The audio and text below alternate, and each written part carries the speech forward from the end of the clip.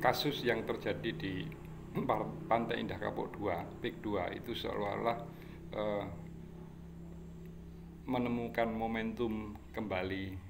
Perlu diperhatikan apa yang terjadi di PSN, proyek strategis nasional. Setahun yang lalu saya pernah ngobrol terkait PSN ini yang terjadi di Rempang, ya, satu wilayah di sekitaran Batam. Cuma update-nya saya juga belum tahu apakah itu berlanjut atau tidak, karena waktu itu sempat terjadi solidaritas yang meluas di antara masyarakat Melayu, tidak hanya Melayu yang di Indonesia tetapi yang ada di mana-mana, termasuk di negeri jiran. Nah, apa yang terjadi di PIK 2 itu kemudian melambungkan satu nama, yaitu si manusia merdeka Said Didu, yang sekarang sedang menghadapi proses hukum, ya, dan itu Mr. Said Didu sudah bertekad untuk menghadapi proses hukum dengan kepala tegak, gitu ya, karena menurut dia ini tidak hanya persoalan Said Didu, tetapi adalah persoalan rakyat Banten secara spesifik maupun secara umum, itu adalah rakyat Indonesia, di mana kepentingan rakyat itu tidak boleh dikorbankan oleh kepentingan korporasi atau ada yang menyebut oligarki dan lain-lain.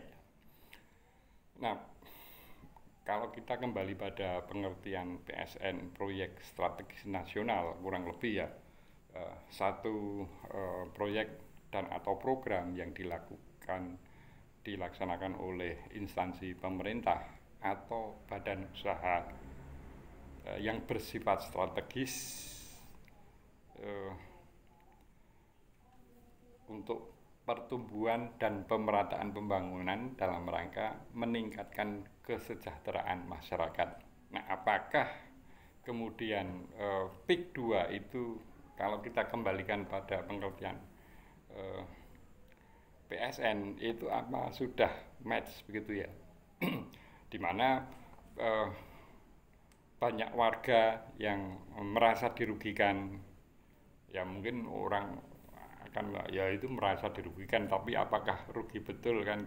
Ya itu artinya akhirnya debatable, tapi faktanya adalah bahwa masyarakat yang kemudian ya kita sebut saja dikorbankan untuk proyek ini, yang itu sebetulnya ada proyek murni swasta berlindung di balik proyek strategis nasional ini, saya kira menjadi satu tantangan yang harus diurai oleh Mr. Prabowo.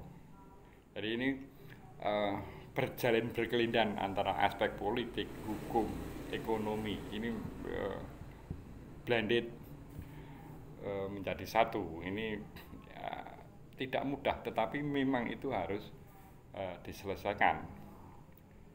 Tentu kita masih ingat pasal 33, kemudian pasal-pasal di Undang-Undang Dasar 1945 yang terkait dengan masalah nasib rakyat itu ya tidak bisa diabaikan oleh Mr. Prabowo. Secara tekad kita sudah bersama-sama mendengar tekad Mr. Prabowo. Ini berulang-ulang saya ingatkan kepada publik maupun kepada Mr. Prabowo sendiri bahwa Anda ingin mati di atas kebenaran, membela rakyat dan orang miskin.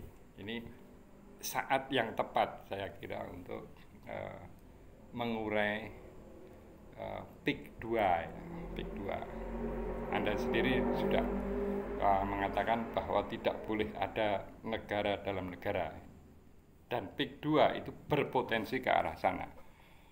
Ya meskipun debatable tapi yang jelas potensi itu ada kan begitu. Jadi kalau apa namanya mengingat apa yang menjadi tekad Mr. Prabowo, kita sebagai rakyat optimis. Ya kita tunggu saja nanti apa yang akan dilakukan oleh Mr. Prabowo. Kalau sepanjang Mr. Prabowo itu balik kepada bukan balik, tetap berada pada apa yang dipikirkan, apa yang ditulis dan apa yang diucapkan, itu pasti akan memperoleh dukungan. Ya ini agak berbahasa survei, di atas 90% rakyat itu akan mendukung Mr. Prabowo. Salam konstitusi.